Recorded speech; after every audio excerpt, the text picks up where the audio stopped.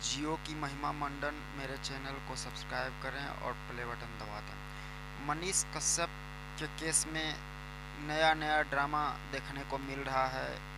यह बिहार की सारी जनता देख रही है और देश के हर एक तबके, हर एक गरीब कुचले, हर एक मनीष कुमार के चाहने वाले दोस्त और संपर्क में रहने वाले लोग और विभिन्न समुदायों के लोग, मतलब कहने का मतलब भारत की सारी जनता देख रही है कि मनीष कश्यप के साथ किस तरह से अन्याय हो रहा है। बिहार सरकार और तमिलनाडु सरकार ना जाने किस तरह का पेचीदा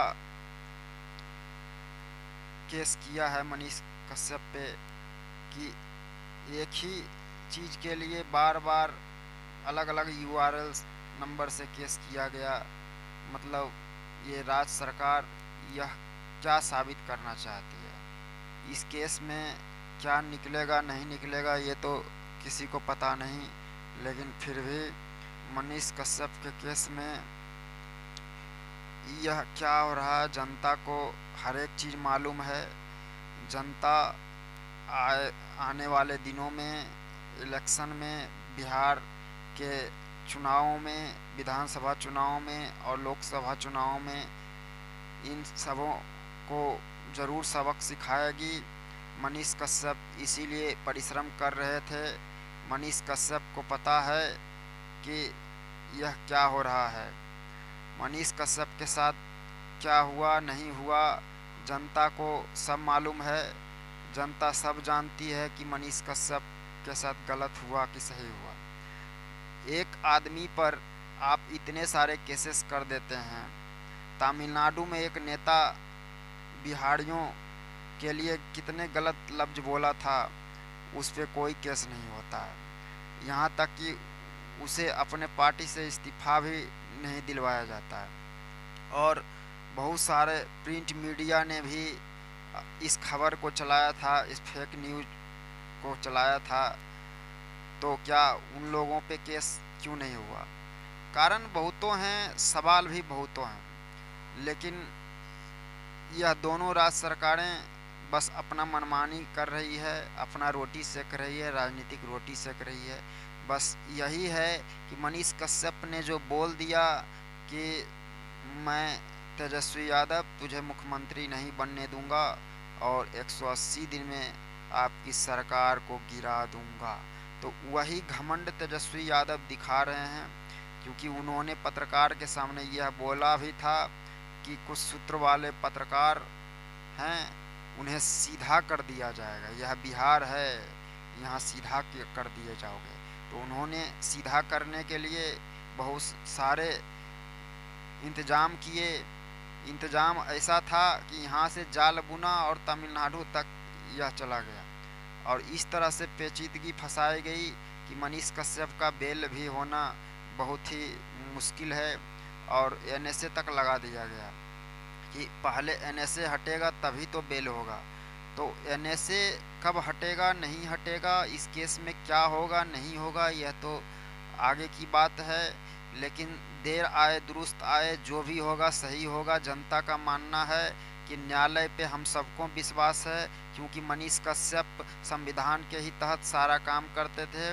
मनीष कश्यप को सब कुछ मालूम है। मनीष कश्यप ने बोला हमें न्यायिक प्रक्रिया पे भरोसा है। जब मनीष कश्यप इस चीज़ को मानता है तो हम लोग भी मानते हैं। मनीष कश्यप के साथ हर हाल में न्याय होना चाहिए, क्योंकि यह जो मामला है बिहार से तमिलनाडु सरकार का, यहाँ से वहाँ तक जो इतने एफआईआर किए गए, तो इसमें इतने एफआईआर करने का मतलब क्या है? हर एक एफआईआर से एक्ट कुछ और, एफआईआर कुछ और, कुछ समझ में नहीं आ रहा है। समझ में तब तक नहीं आएगा जब तक यह फैसला सुप्रीम कोर्ट में नहीं आएगा कि मनीष कश्यप निर्दोष है या दोषी। तो दोषी होने का तो सवाल ही नहीं उठता, क्योंकि मनीष कश्यप एक भला इंसान था जो कि समाज के वंचितों को, जो समस्या से ग्रस्त थे, उनका सेवा किया करता था पत्रकारिता के माध्यम से और कुछ पैसों से भी। कुछ गरीब मजदूरों को, गरीब असहायों को मदद किया करता था, जितना आज तक अपने नेता अपने लाइफ में फंड से भी नहीं किए होंगे, उतना वो अपना कमाई दान करके करता था। तो मनीष कश्यप जैसा सुपुत्र तो बिहार में बहुत ही कम है। माकालाल जो इस तरह से जनता का सेवा करता था, नेता तो दूर, यहाँ तक कि मुख्यमंत्री भी बहुत कम हुए हैं जो मनीष कश्यप ने जितना लाइफ में मदद किया जनता को, उतना अभी वर्तमान में 33 साल में जितने भी नेता हुए होंगे वो मुश्किल से ही मनीष कश्यप जैसा दान और स्वभाव, दान देने की शैली और स्वभाव हुआ होगा जितना मनीष कश्यप ने अपने पत्रकारिता के माध्यम से बिहार के लिए किया। पूरे जदयू, भाजपा और राजद तीनों पार्टी मिला करके जो बिहार में जो शासन चलाई, जितना बिहार को फायदा उन लोगों ने अब तक नहीं पहुंचाया, उतना मनीष कश्यप ने अपने पत्रकारिता के 5 से 6 साल में पहुंचा दिया।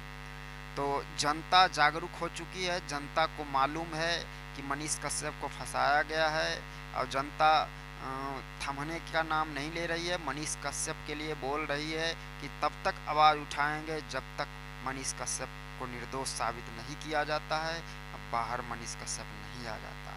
यह लड़ाई सरकार के लिए जारी रहेगी। सरकार ने मनमानी किया है और मनीष कश्यप को जानबूझ के फंसाया। तो मनीष कश्यप केस में बहुत सारी पेचीदगियां हैं, सबको मालूम है, इसलिए मनीष कश्यप केस में अब आवाज़ें उठने लगी है कि मनीष कश्यप से पहले एनएसए हटाया जाए, फिर इस मसले को सीबीआई को सौंप दिया जाए, क्योंकि सीबीआई ही एक स्वतंत्र जांच एजेंसी है जो इसका सही से खंडन कर सकेगी कि इस केस में क्या है।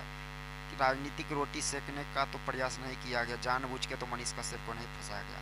मनीष कश्यप ने जेल जाने से पहले बोला था, यदि जो मैं गलत हूँ तो चौराहे पे मैं आऊँगा, मुझे सज़ा दिया जाए, मैं पीछे नहीं हटूँगा, और जो गलत मेरे साथ किए हैं उनका क्या होगा। तो मनीष कश्यप जेल जाने से पहले बोले थे कि जनता के लिए मैंने बहुत कुछ किया है, मेरे जाने के बाद आप लोग मेरे माँ के आँखों में आंसू नहीं आने दीजिएगा, ये आपको मुझे गारंटी देना पड़ेगा, क्योंकि मैंने अपने जीवन में पत्रकारिता के माध्यम से आप लोगों के लिए बहुत कुछ किया है, इसलिए आपका भी फर्ज बनता है कि मैं संकट में हूँ, मैं जा रहा हूँ, तो मेरे माँ के आँख में आंसू नहीं आने चाहिए।